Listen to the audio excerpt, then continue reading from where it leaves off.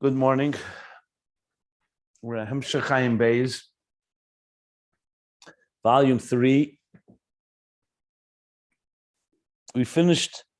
Yesterday I finished reviewing the whole flow till the bottom of page 1271. So what I want to do now is begin top of 1272. But just briefly to sum up this last paragraph, Al Pi Kol Hanal, that according to all the above, we'll understand I'm reading the first line of the last paragraph on page 1271. The pages can be found at ayinbeis.com. So we'll understand the hamshachas, the transmission and the generating of the additional or increased energies in Gan Eden, shezeo dafke adai ma'isa mitzvahs dafke, specifically to the action of mitzvahs, which is critical. Kavanah itself cannot do that. On the other hand, it's the kavanah that actually reveals that energy in Gan Eden. So in other words, without kavanah, you don't have it either. And that's why you need both. That's essentially the point that we've discussed at length. Now, you need the ma'isa mitzvahs because that's the whole kavanah. God's ratzon, his inner desire is that we actually do mitzvahs in this world. The kavanah, however, creates the internalization and integration of that godliness within us, as he continues on to speak about it. So the mitzvah is the keli l'kabel er atzmi de ein sof, even though earlier he said it's not like a keli to an oyer, but it's the closest thing that manifests what God's plan is. Like in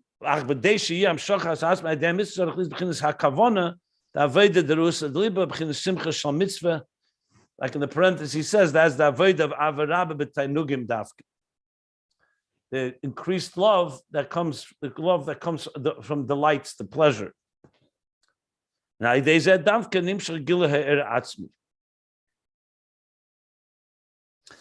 again, emphasize you need both. And now he answers the question that we reviewed already last class in the last few days. The question on page 1212 that we explain. On one hand, the Gan Eden is through Kavanah and Aveda Pnimiyas Dafke. On the other hand, we say Hamshachas Asmus is through mitzvahs. So which one is it? And mitzvahs is physical mitzvahs, not spiritual ones. And the answer is you need both. That's what he says. The Shnei Emes. The Ma'isa Mitzvahs is what really touches the core essence. And is the Kavanah, the Ruchnius, Avei the Ruchnius is not Mamshech the Atzmus, but what it does, it stimulates and draws it in a revealed way that it should be manifest in a way that we can fully experience it. And that is the main function of Gan Eden. Okay. Finally, I'll just say, just to review the last few lines, over Ma'isa Mitzvah Levad, and when you do the mitzvah alone, even when it's Kabbalah Selos Machas Shamayim that we learned does generate something in Gan Eden HaTachten, the Er is Behelim, and that's why you don't have the Teisrus Er in Gan Eden HaElyon. There you need much more than just Kabbalah Sel. We learned the Kavanah, Seid Pnimi, the personal, the deeper soul within each mitzvah and so on. In the parentheses, he said, La'asid, which we will get back to. He's going to say, Kamosh Yizbar, Olam Haba, which we haven't yet discussed, which is Neshamas Begufim. In the future, then there'll be the Gili that then even the very concealed state of the Etzem will also be revealed because the Kalim are rooted in that Etzem. But that will follow. Today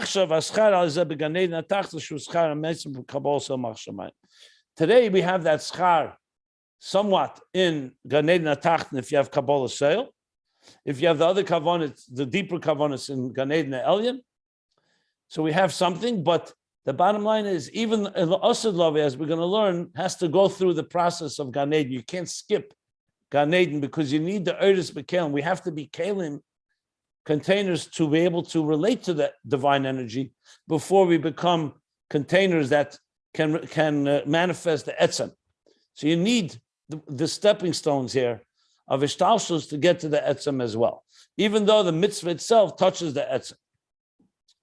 Like we said, you have to have this, the student has to relate to the teacher, even though on a fundamental level, there's a atzmizdika connection. You need Shneim Dafka, Aveda, and B'chinas Avaraba, Maisa Mitzvos. Okay. So we also elaborated how each component, the Maisa Mitzvah touches the core etzem.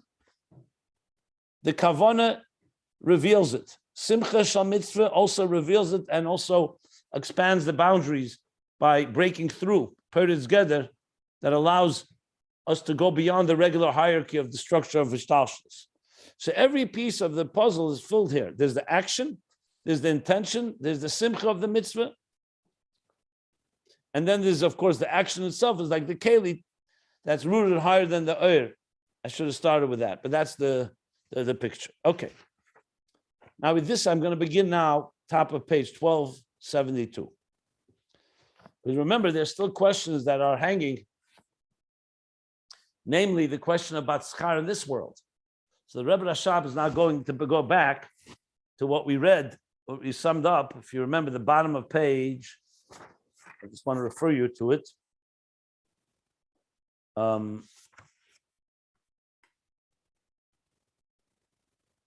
of page 1212, as well as a little later, Schar Mitzvah. Let me say it. Yeah. A minute. I think also 1220 a bit.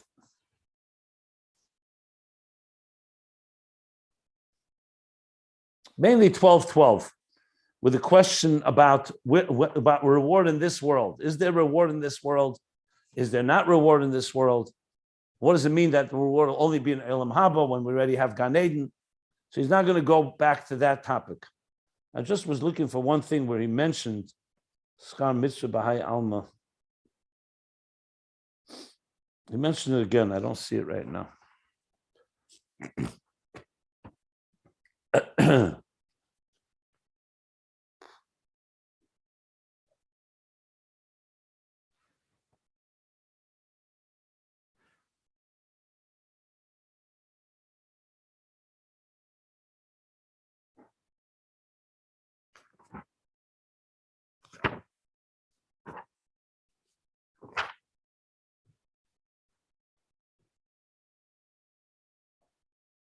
Okay.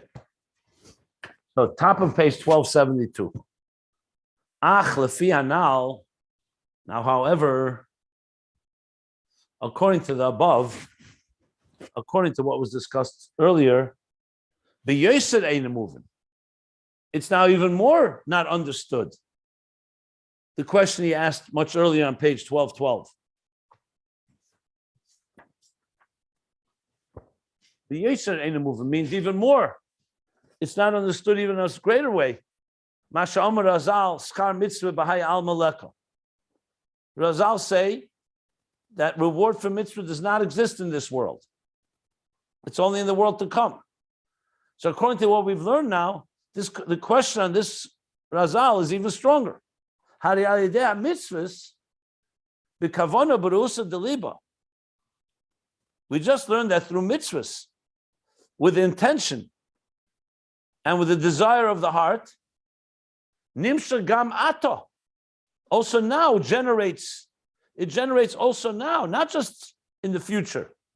Teisvus v'riba erbiganed. An additional or abundance or increased, and riboy, abundant oil in Gan Eden, shanashamas nanim meziv terosan v'avedosan. That the neshamas benefit and enjoy the ziv terosan, the energy reflected, or the energy of the reflection that is generated by their Torah and their Aveda. We just learned this at length. That's the whole point of Aveda. What does Aveda do? Well, I shouldn't say that's the whole point of Avodah. What does the Avodah do? The Gan Eden is on its own is a certain level, but the Avodah of the person in this world makes Gan Eden grow and expand, and the neshamas actually benefit from it. So how do you say there's no schar mitzvah? B'hai alma. And here he's talking Hay alma means including Gan Eden, because you're not talking Olam Haba in the future. This is all generated now. So till now, the question was asked, in general, what does it mean that there's no reward when we know there is, as he's going to now bring the next question. But now the question becomes much stronger once we've learned what Avodah accomplishes even presently. The Gam, and now he goes back to the question at the bottom of 12:12. And additionally, he's repeating the question. Isn't the psukim filled? Mikra Moli Dibra Kosov means that there are many verses. Mikra Moli means that the verses are filled with reference that the pasuk talks about that through the mitzvahs we draw down energy and revelation also below. And he brings the verses. That's why I refer back to 12:12. It's the same. When you will follow my laws, the Torah's laws, and I will give you the rain in its time. That means the reward of mitzvahs. You do mitzvahs, and you will have abundance. You will have the rain will fall, and therefore your crops will grow. V'nosna ha'aretz, and the earth will produce in an abundant way. Shenimshach ribei hashpah gam begashmis. This is clearly not spiritual alone. That there'll be a ribei hashpah, an abundance of transmission of blessings, also physically. So in addition to what we just learned, the Gan Eden is the schar, even before Lashon Love in the future. Even this physical world, we already have promises in the Torah. And he's bringing one verse, but it says Mikra Mola, meaning it's referred to all over the place. He brought others earlier. When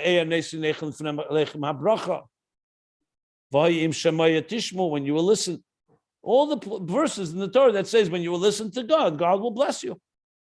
And we're talking about not just blessings in the future, physical blessings now. So this is the double question here. What does it mean? Schar mitzvah b'hai alma lekum. So now the Rebbe Rashab answers. Umuvana inyan, and the inyan will be understood. This idea will be understood. Al pi mashn is bar le'il, according to what was explained earlier. The liyah shekol hatzimtzumim, being that all the diminishments and concealments of godliness, v'achilukim demailo mata, and the gradations, or you can say the hierarchy of what is higher and what is lower, the structure of the cosmic order. So the whole Ishtalshus consists of a mailo mata, things that are on a higher spiritual level, things that are more concealed, all the way to the point that below you have the areas concealed, like in this world, Tachtainim. What does the Alter Rebbe say in chapter 36 in Tanya? Why is it called Tachtainim, the lowest? He says there's no mokim, it's not physical. It means lowest in quality, that there's the least amount of elikus, the godliness is completely concealed in this world. So he says, so all the tzimtzum and the distinctions between the levels of higher and lower, the hierarchy, kol zeh hu b'chitzen yisa'ir. All these distinctions is only on the outer dimension of Ur. The outer dimension of Ur, as it travels, gets more diminished and more concealed. Uliyas, that's Chetzenisha. Uliyas shadeh mitzvahs b'chinas rusa deliba. But being now that through mitzvahs, in a form where mitzvahs that are not just being done mechanically, that there's a desire of the heart, it's being done with passion from within. So there's Giluyim here. Mamshichim b'chinas primis ha'er. That's the chiddush of Avodah. That if you look at the world on its own, Like you look, you come to this world and there's no avodah, so this world does not reveal godliness. It's concealed. But that's the whole point of avodah, mitzvos, rusa deliva. What does it do? It's mamshech p'chinas primis ha'er. It's accessing the inner workings, the inner forces at work. It's revealing them when ostensibly they were concealed. In the primis ha'er, there is no distinctions between higher and lower. Because the primis ha'er, which lies within, like the divine energy within the art, if you wish. There, it's all the divine expression, what God wants to express. It's the outer dimension where the details matter. It's like when you're building the house. So the Chassidus is the details, this room, that room, different dimensions, different components. But the primis ha'er is the intention of God, why he created the whole home. In that sense, the whole home is part of one vision. So primis ha'er is that one vision, and that you access when you do mitzvahs, because that's the whole purpose of creation. If you don't do mitzvahs, God forbid, so then you're subject to the structure of creation, which is the concealments and the hierarchy and the higher and lower. Torah and mitzvahs reveals the inner purpose, which equalizes. And there, as such, and now he's going to bring in simcha shal mitzvah. Simcha hel and through the simcha above, the simcha that God has. Remember, Yismach Hashem b'maisav. God has joy from his creations when they do fulfill his will, which is like the simcha we have. What does it do? It expands the boundaries. It breaks through the hierarchy. The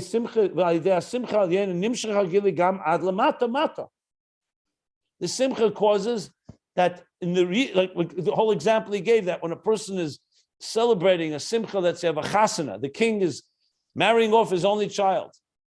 So then he goes out of his inner sanctum and his inner palace, and the hierarchies disappear. Why? Because he's good. He access everyone's access.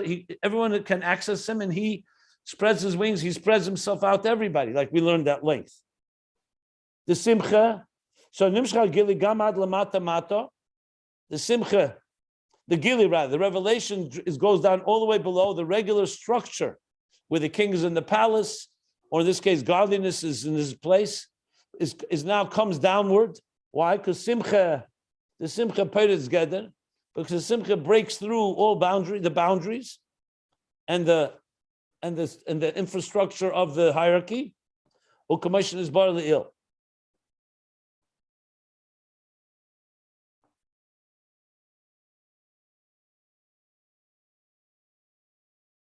Actually, I have to correct myself.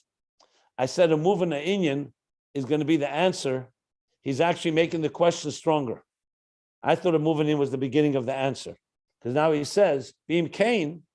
So based on all this, the move in Ayin was to explain why mitzvahs bring schar to this world. So now he says Beim Cain, according to this, that mitzvahs with kavana reveal the primis ha'er, and it so-called transcends the Chassidus and the distinctions.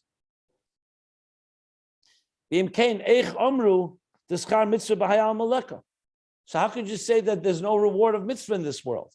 The whole point of the mitzvahs is to, if you didn't have mitzvahs, yes, this world is a concealed world, but the whole point of the mitzvahs is to break through the concealments and draw down the energy all the way downward, especially through the kavanah, through simcha, and so on. So how could you say there's no reward? So let me just recalibrate what I had said. I thought he was beginning to answer it, but no, I was wrong, because he's still going back to the question. So moving to Ayin, let me clarify again, is not the answer. It's explaining what he means when he said that through mitzvahs we have all this gili. Because the mitzvahs acts as primis ha'er, and primis ha'er, there's no distinction. So you can't say, why would you say? Schar mitzvah b'hayal maleka suggests that this world is separate from the higher worlds, and that's why we can't have reward in this world until the future. But that's the whole point. What we learned earlier was not that mitzvahs actually change that. They change that reality. They bring the energy down, and when it's b'kavana with simcha, it's revealed, to the point that even in this world, you could have this Gili Alakus. So what does it mean that Schar Mitzvah B'Hai Al Malek? Gamein moving. Okay, so he's still back on the question. Additionally, it's not understood. So moving the Indian goes on Imbuchu Kese Telechu. Yeah. In other words, why do mitzvahs bring these physical rewards? Because mitzvah travels back into the core, the pnimius, and therefore brings reward into this world. Gamein moving. It's also not understood.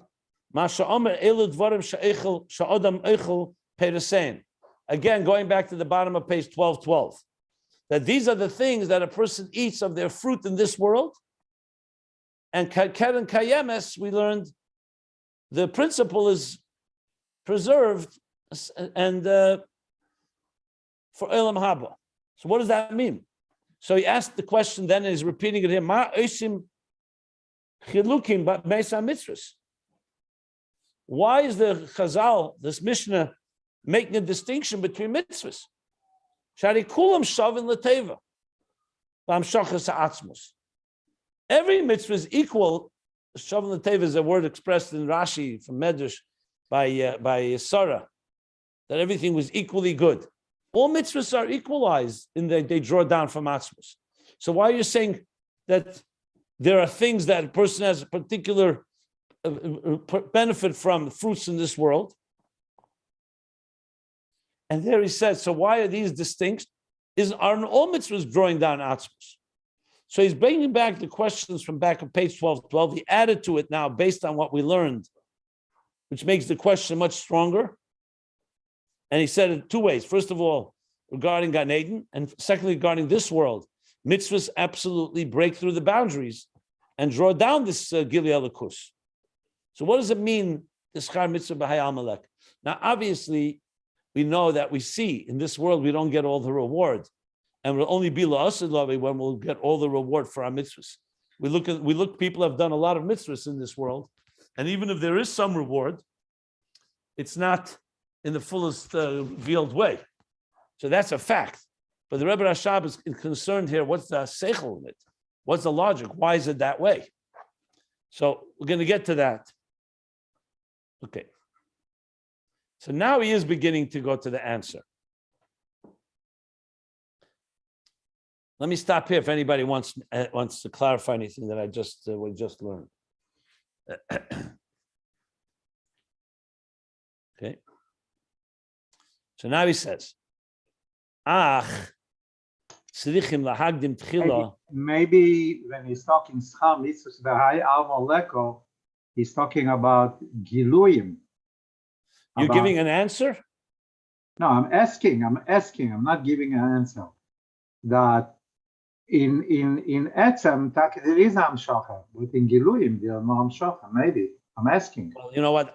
Since the Rebbe Rashab himself asked the question and he's going to answer it, I don't even want to go there. I mean, why even guess? Okay. Good. Okay. What does the last phrase mean? That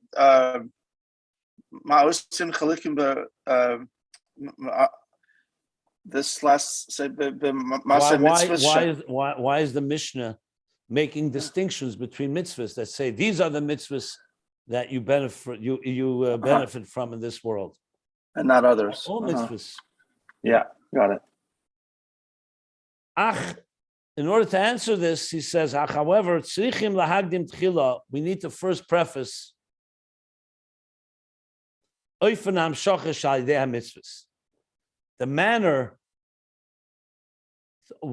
manner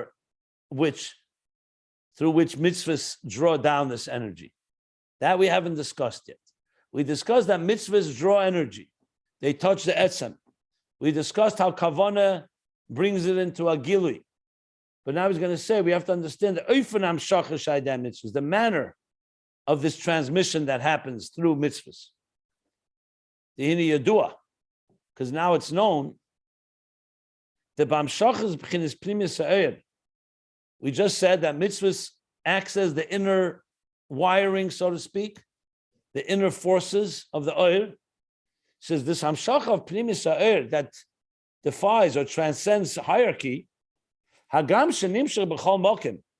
Even though, like we just said, it's drawn and transmitted in every location, bli hischalkus milo mato, without the distinction of higher and lower.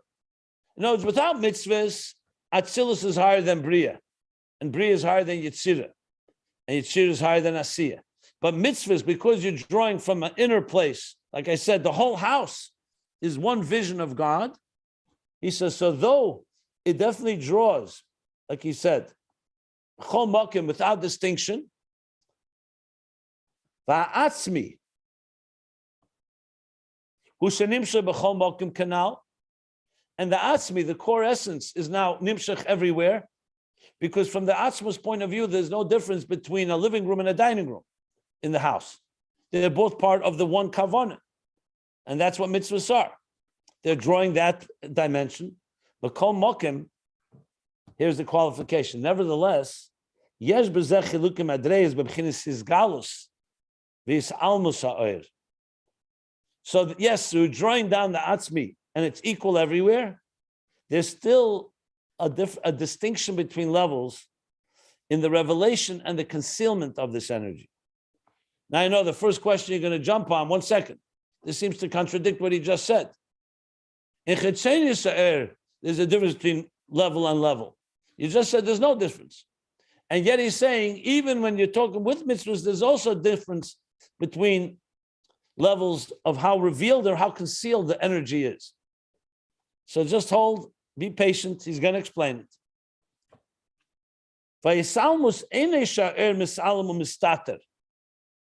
He's adding in the parentheses that when we say the energy is concealed, when you're drawing the energy from mitzvahs now, we're not talking about the energy of creation. Where God created the difference between daimim, tzemeach, chaim, medaber, mineral, vegetable, animal, and man, or difference between atzilus, bria, tzir, and asiyah, that distinction is structural based on the creation process. And the creation process, each level has its level. Now we're talking about the mitzvahs are drawing now the pnimius, where everything equalizes, and even that still undergoes a certain distinction. So he's saying the psalmist is not sha'ir misalma mistater. That the air is not concealed or covered, kamoishi is boyer, as we shall explain. Rak she'ena meir begili mamish. It's just not radiating in a literally revealed way. I'm not positive what this parenthesis is saying, but he's clearly distinguishing between something that is really concealed. So that would be like the structure of existence on its own. There's a hierarchy and things are concealed, and that's it. Elikus of Atzilus is concealed from Bria. In mitzvahs, you draw the Elikus of Atzilus into Bria too, but it's still not Begili Mamish. So he's distinguishing between concealment and saying it's not fully revealed. As I said, he's going to explain this later more in detail. So even though he said clearly, Kamoshi is bad. In other words, the mitzvah is mamshich something, and there's something changed. It's just not fully revealed. It's like when the Rebbe says, Mashiach is here, we have to only open our eyes. That's very different than when you say Mashiach is not here yet. In other words, you can have Amshacha, but it's not Begili Mamish. Or you could have Amshacha that's concealed, and it's not even if with effort you can't reveal it. So in other words, without mitzvahs, you can't reveal the higher levels of a likus below. With mitzvahs, you can reveal them, but there's still gradation in the level of how much they're revealed or concealed. That's what he's essentially adding now. Very interesting point here. But let's see how he explains it. But that's what he said right now. Okay, so I'm tempted to say something to explain it. I'd rather really read on, but let me, because the next section is going to be a little more complex. So let me just say something to make this a little more palatable. We've talked a number of times about things that are fundamentally concealed and things that are just concealed from us. When we do a mitzvah, and this is clearly going to be more explained here, but it's something that's very vital to understanding the whole picture, and including even Mashiach. In Yiddishkeit, in Judaism, Geula is not just an event. It's not like we work for several thousand years doing mitzvahs, and Mesiras Nefesh and sacrifices and doing everything we should do. And then at the end, God says, okay, the time has come. I'm sending Mashiach and the Geula. It's not that way. The Alter Rebbe says in Tanya, Perek Lamed Zayin, beginning, that all the Giluyim of Mimesa Mashiach and Tchias HaMesim, which is Gilui Ein Sof in this world, that's key. It reveals godliness in this world, is Tolei b'Maseinu v'Avodaseinu.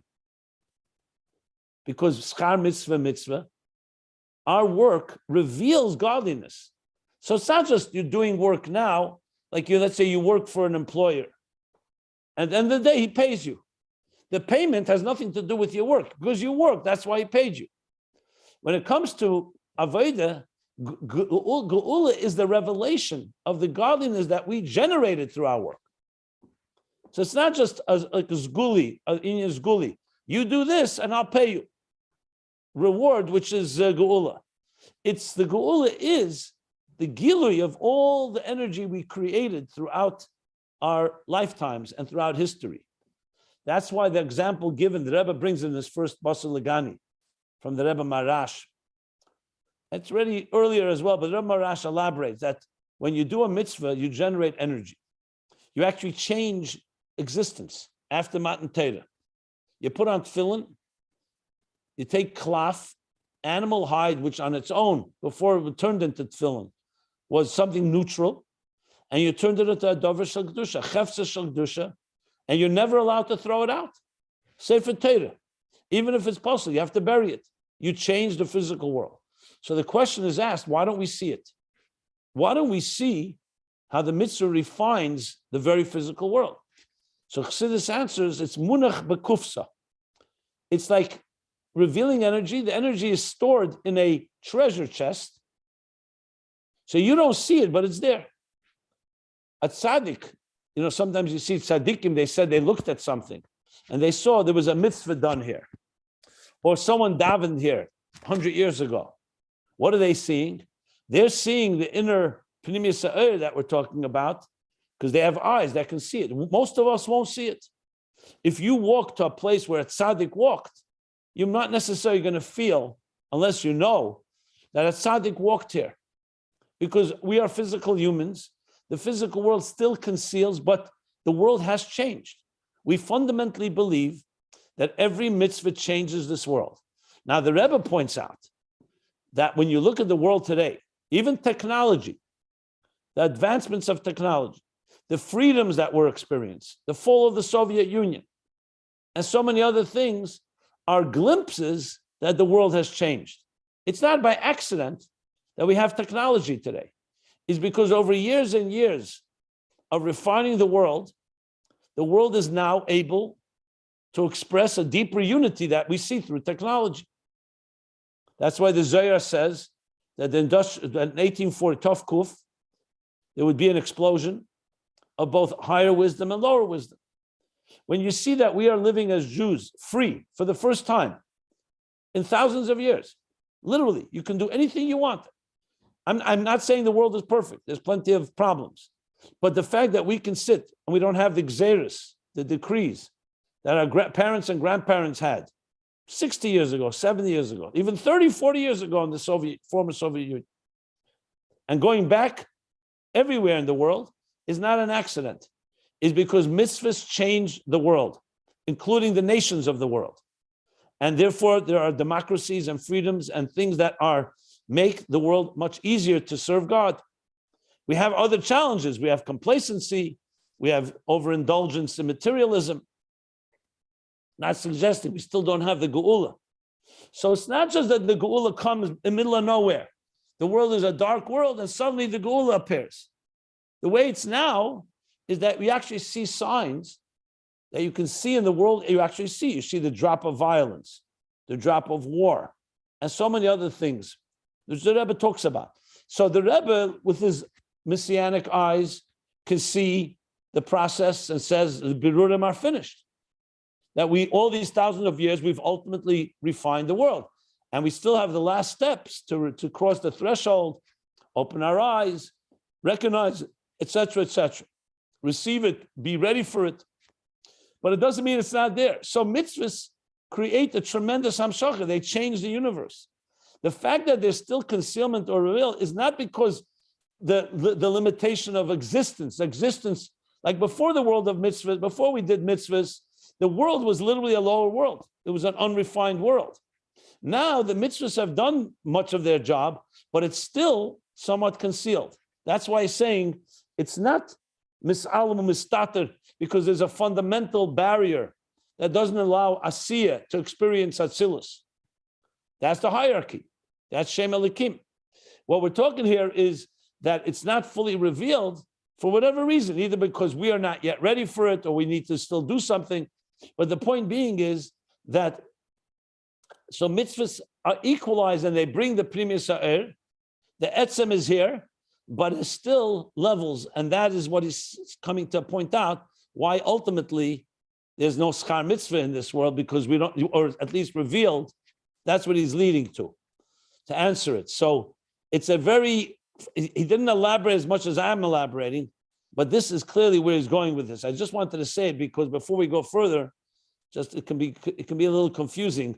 Is there a hierarchy? Is there no hierarchy? So the difference would be that now we already have, and that's why I quote the Rabbi here, because it means we have a world that is refined. However, there's still levels of concealment.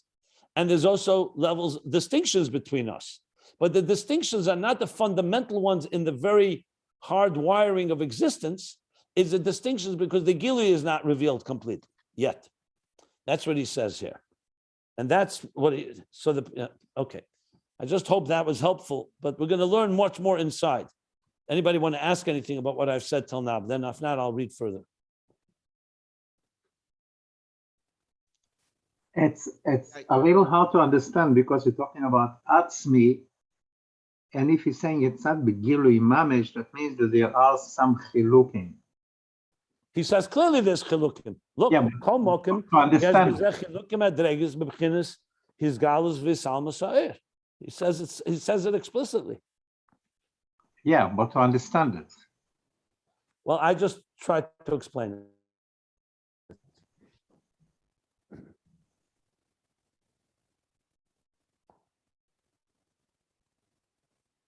Okay.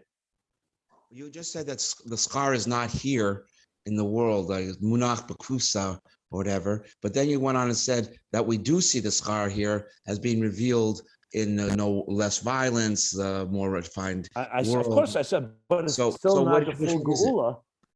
What's that? The full geula will be Mala Aretz Deis Hashem. But that doesn't mean we don't have glimpses of it already.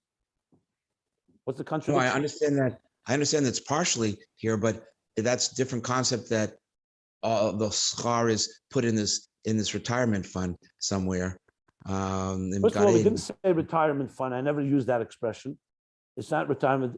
It basically means when you say munach b'kufsa, first of all, the kufsa is a reality, and there's energy there, and that energy is already flowing in a way that we can see. When we say Chassidus, for example, is a taste on Friday of the food of Shabbos.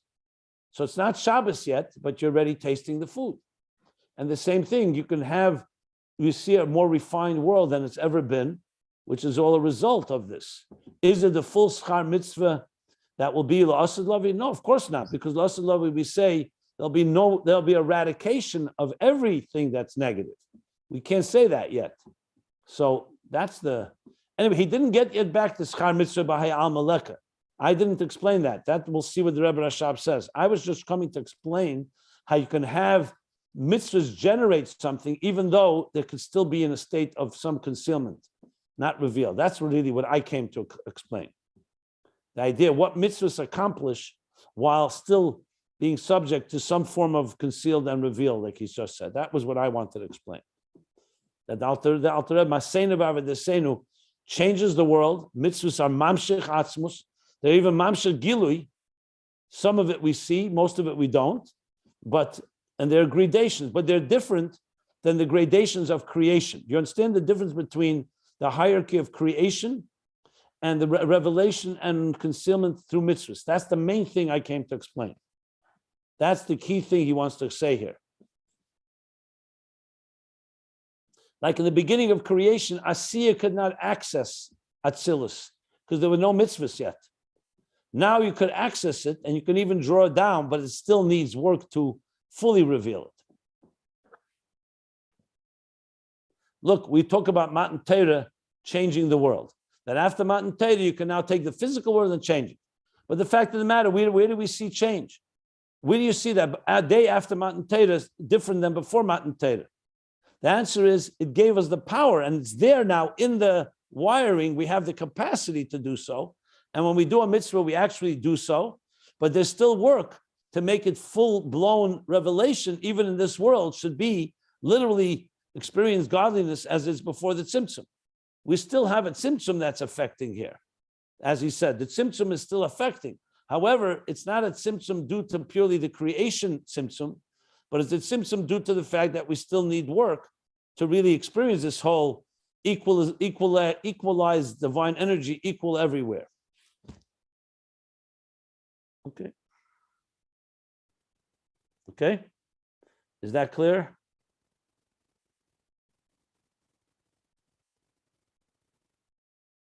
So now he says like this. Any other questions?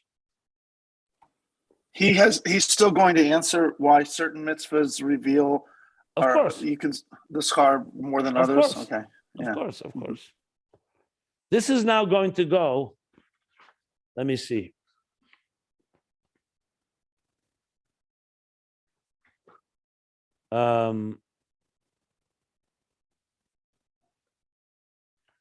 Yeah, this is going at least till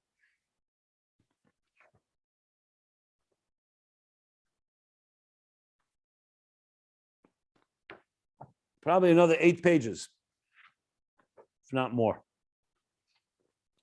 Okay, I'll buckle up. Yeah.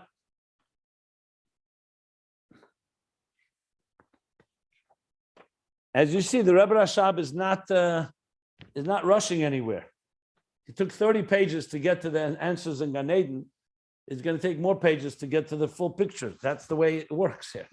He's giving us the big picture. So it's a long, short road. Okay? Shkoyach.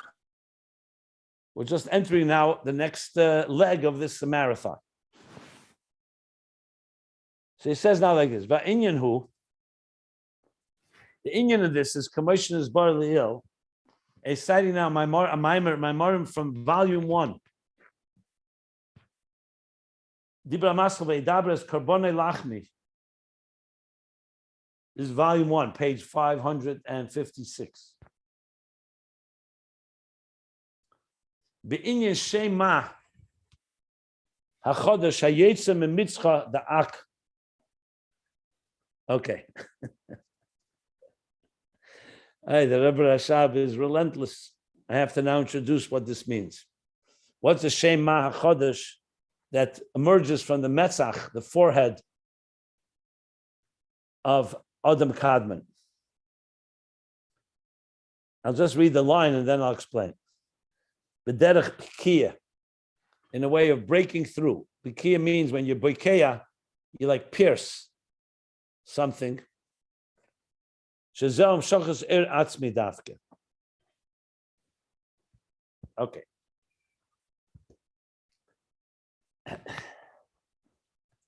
I'm just thinking how much I should go back to explain what the whole topic was. Is this about the Cyrus and the beard? No, not completely, no. There's connection to it, but not completely. This topic was discussed several times, but basically he says there the following. There are 2 ways that a transmission can be transmitted. One is the one that we're most accustomed to, where let's say you have a big barrel of water or wine, and you have a spout in the barrel, and the barrel, you draw wine out of the barrel into, let's say, big pitchers. The big pitchers then spill the wine into smaller pitchers. The smaller pitchers can be used to give everybody a cup of wine. This is a very normal process. something begins in a very large scale, and then it's channeled down to the detail, down to each recipient. The way a teacher teaches, he can have all the brilliant ideas, but then he has to somewhat condense them and channel them to each student according to the student's needs. This is called hispashtus ha'or. This is how energy flows in the most regular fashion, from higher level to a lower level. It's how electricity runs into your house. You have a main power line. That's not enough. The main power line has to go into the different arteries and wirings.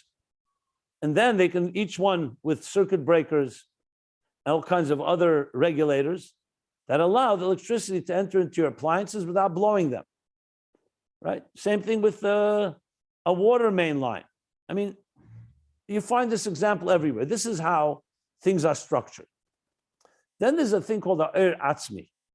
An atzmi is coming from a very profound, deep place that, generally speaking, is not subject to these type of gradations and channeling. Atzmi remains, it's like your innermost intimate feelings or thoughts or experiences that are not really what a teacher has, that he does not express to students. What he expresses to students is the chesenia sa'er, the hispashtus sa'er, and that hispashtus goes through these stages. But pnimi sa'er, or atzmi sa'er, remains somewhat removed. It's like the king in his inner sanctum. And yet, what he explains back there is that this atzmi at times also gets revealed. And he gives an example. The same example I just gave, he gives in a different way. Imagine the barrel of wine, but it doesn't have a spout. And it's filled with wine to the point of almost to the limits. And you see through the seams of the barrel, you see drops of wine coming out because it's so intense, it's so powerful that you see a drop come out. The drop is much less than the regular flow, but it's coming from the intensity of what's going on within. So the atzmi, he calls, is we see it in just a glimpse of like a drop. He gives the example there of chachmas adam ter panov. When the teacher teaches an idea, the idea goes through these stages. But what about when you look at the teacher's face and you see it radiating? The expression, chachmas adam ter panov, the wisdom of a person shines on their face. And it says that when you look at your teacher's face, the Gemara says, it allows you to understand better. What are you seeing that you don't pick up in the understanding of what the teacher is saying? There's something you see of the atzmi of the teacher that you can't quite quantify and explain because it's coming from that, but you see his pleasure, you see his glow, and that aura that gives you a little glimpse into something that's atzmi. That's what he says. So it's a different type of track of revelation.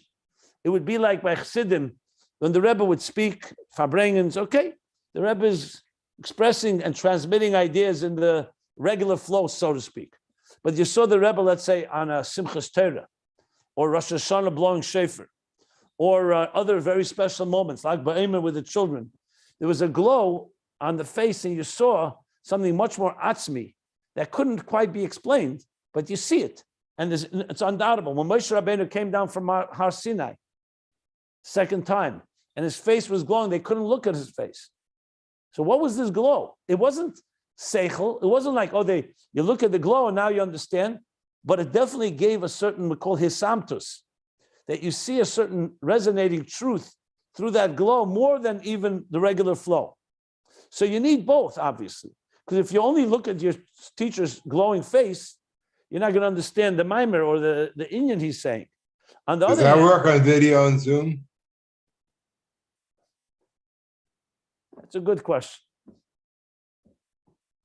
I think in person it's always going to be stronger, but I guess you can get some taste of it. So if you only have the glow, obviously you don't have the seich. It's like the giluyim are not there. If you only have the giluyim, the etzem. So the etzem. So what is going back now to the Maimer in volume 1? that he's referring to Lachmi Lishai, Karbana Lachmi rather. What did he say there? So now I'm going to use some Kabbalistic terminology. He said, there he was talking about Shem Ma. We know Shem Ma, Ban, Sag, Ab. The 4 different permutations, the 4 different combinations of how Yud Kei Vav Kei is spelled out. Either Yud Kei Vav Kei is spelled out with Aleph, so it's Mem Hey is 45. So Shem Ma refers to the Shem of Atzilus. It's the name of Bittel, Ma's Bittel. There he talks a lot about the Aleph and the Pella, Ma. So it's like wonder, Bittel. Like what Ma. So, but there's a Ma that's rooted in the Shem Ma, what he calls HaChodesh HaYetzer. So there's a new Shem Ma that emerges from the forehead of Ak.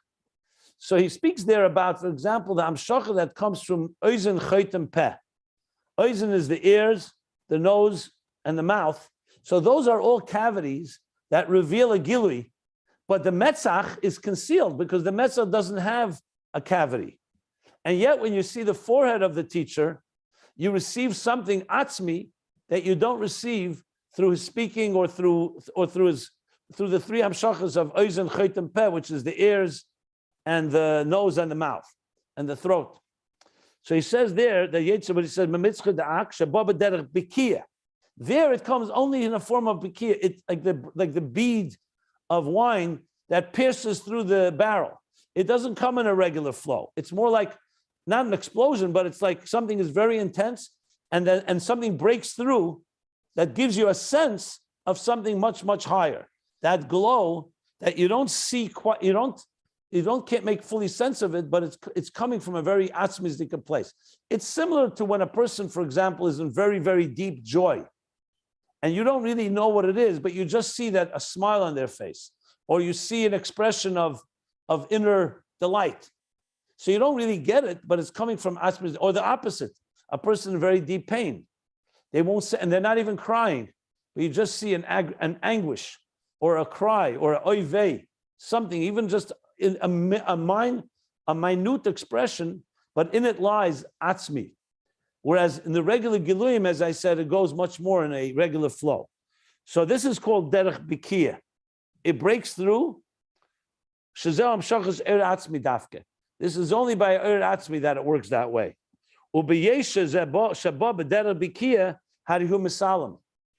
So being that is coming in a form of like breaking through, instead of it really flowing in a regular flow, it's really in a form that's concealed. That's why you can't really make sense of it. All you see is the glow. All you see is that something is expressed, but it's not a gili in the regular way. A gili would be when the teacher teaches and gives you a series of ideas, and you're getting like a river flowing from a source. Here, it's just this like, sometimes I think he uses the example there of the Tahim, the Mayon, that the Mayon, which is the spring of water, just comes as drops.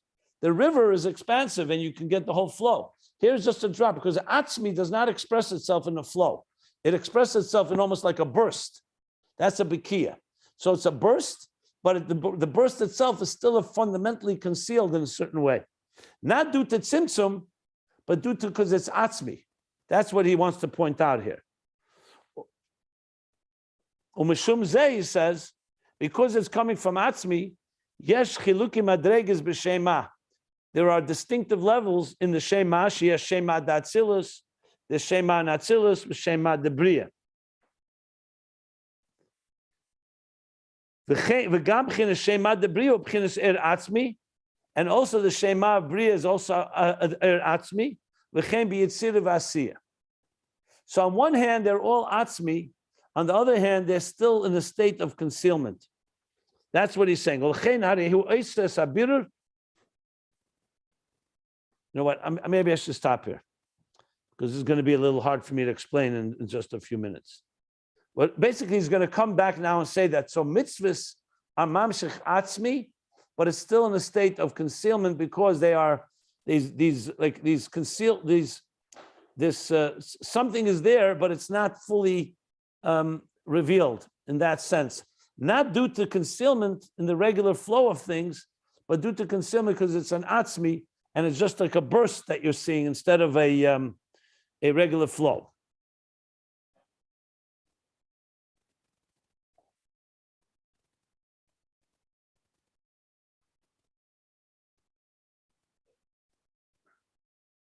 So he's going to explain next, we'll learn it tomorrow, that's going to be the difference, that mitzvahs, mamshir this everywhere, but at the same time, there's a distinction how it is in Atzilus, how it is in Bria, but not because of the structure of existence, that's the Chetzenius Ha'er, but due to the Atzmi itself being that type of state where it's not fully revealed.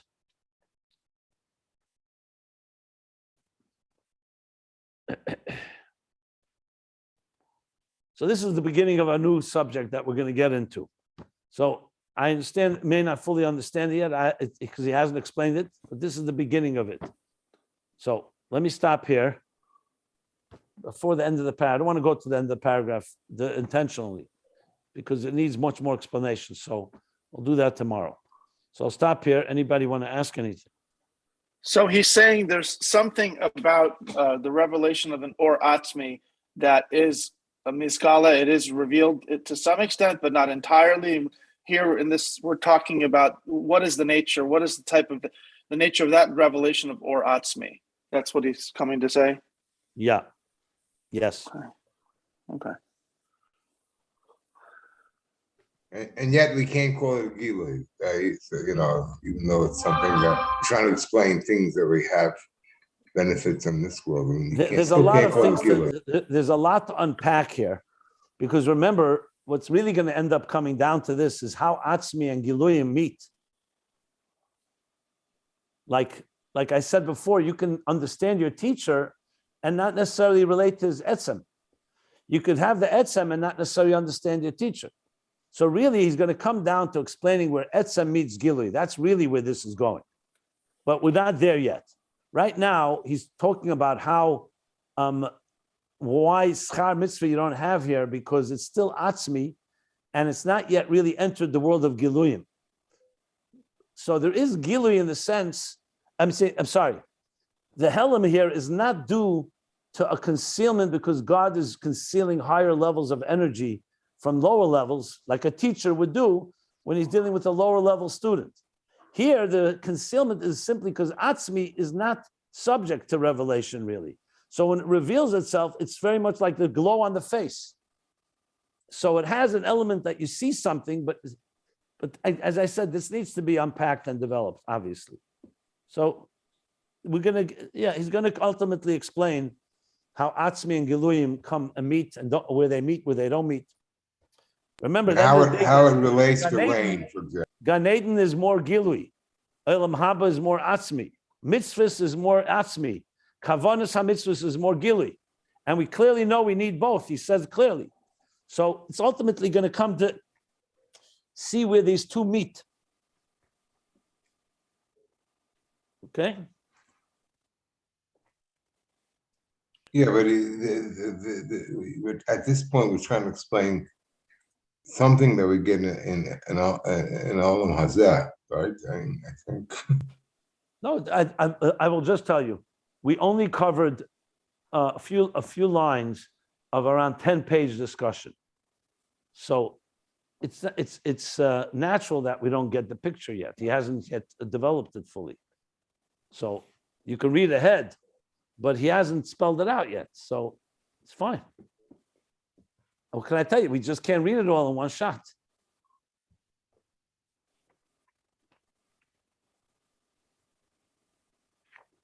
Look, we're learning the deepest Maimer of Chassidus.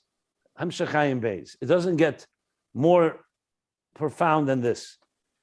We're climbing the top mountain, and there's going to be this. This is part of the experience. I mean, you're getting Atzmi right here, and you don't fully understand it yet, right? That's what's happening, right? Yeah, watching the forehead. Yeah, that's correct. But remember, when the Abba ve'ima look at the forehead, they gaze at the forehead, that only comes after they've developed till that point. They have an understanding of godliness, and now they're seeing something that's beyond them. And that is very much of what we're talking about here. Remember, Atzmi means something beyond us. Giluyim is something that's accessible. Atzmi is you're entering into a realm that's beyond who you are. That's why it doesn't come so simply. It's not like, you climb the mountain, or you come to a point where you don't just get into etzem is a very different paradigm than Giluyim. You can climb the whole Giluyim of Seder Shtalshus and not necessarily get to the Etzem. But the Eibishter wants both. So when a person, for example, a Ish Pashat, simple person, has Amuna Pshuta, that's very Etzem. When a person is learning, it's Giluyim. So Giluyim don't necessarily get you to that, but they are necessary steps to get you there. So it's really two different tracks, and they both need to come together. We'll talk a lot more about this. This is going to be very fundamental to all this conversation here. At the end of the day, that's the difference between Gan Eden and Elam Haba. Mamala Kalalman and Sevav Kalalman and Etzem. Like we began learning already back in page 12, 11. Yeah. So we talk about, this is a Chassidus applied practical question. We talk about certain mitzvahs, schar, you see there's schar in this world and in the next. But yep, on the one hand. On the other hand, we say elsewhere that you can't say which one mitzvah is more important than another because we don't exactly know what the schar is for each mitzvah. So he's saying here that certain mitzvahs have the capacity to have a revelation, like a gilui in this world more than others. Is that the conclusion of how you reconcile those 2 points? No, he hasn't discussed it yet, so I'm not even going to go there. Uh-huh. He asked a question, and we're going to get there later. When he gets to he'll answer it. Uh-huh. As you know, I mean, it's the Rebbe Rashab is going to answer it himself. Why would I, Yeah. I mean, you can look ahead if you want to. Yeah. No, I will. It just, when you read certain mitzvahs like Kibbut Av V'Em, and you say that it has a schar you can see in this world and in the next. At that very superficial level, it tells the davener, the reader, this sounds like a more important mitzvah. On the other hand, we know that you shouldn't say one mitzvah is more important than another. Well, the difference between you and I right now is you're processing and I'm not. So yeah, I'm in a place. Let me say this: when you learn Chassidus properly, you learn anything properly, at least from my perspective. I am perfectly at peace with not understanding this right now, because that's where the Rebbe Rashab is. We're now in the Mimer where he asked a question. The thing is, we have become so trained to try to answer questions and try to understand everything. When you really come to appreciate Chassidus, you're perfectly fine if you don't understand. It's fine. And when it'll come to the point where we need to understand, we'll understand. If you really want to absorb this properly, just find yourself a way of surrendering your temptation to want to understand the answer to all the questions. They will come when they need to come. Right now we're here and just bask in the glow of what the Rebbe Rashab is saying. That's Chassidus. He's giving us Elokus. Elokus doesn't always come on our terms, question and answer and so on. I'm not criticizing you want to have an answer. I understand that temptation. I've had it too. But if you really want to appreciate, it's just like you're in the waters now of godliness and just allow yourself to enjoy the journey. And some of it right now is still not clear. Look, this whole thing, we just finished 50 pages about all kinds of stuff to come to explain Gan Eden, and we just reviewed it all. We didn't understand most of it, almost none of it, when we began. And then as things went, the more you're able to do what I just said, the more you'll appreciate Chassidus, and the more you'll be able to really allow it to elevate you instead of you bringing it down to your level. Yeah, no, I get it. I was trying to get a sneak peek, to be honest with you. I thought maybe you could give. You can look. But a headline. Listen. You can definitely look and go ahead and see what he says. I personally think you may get the technical answer, but you're not going to get the whole depth of it. I can be patient. It was an impatient question, but I was just trying to get a little Vorspice. It's fine. I understand. No problem. Okay, so we'll stop here. Where did we stop here? What did we say? Page 1272, close to the end of the first paragraph.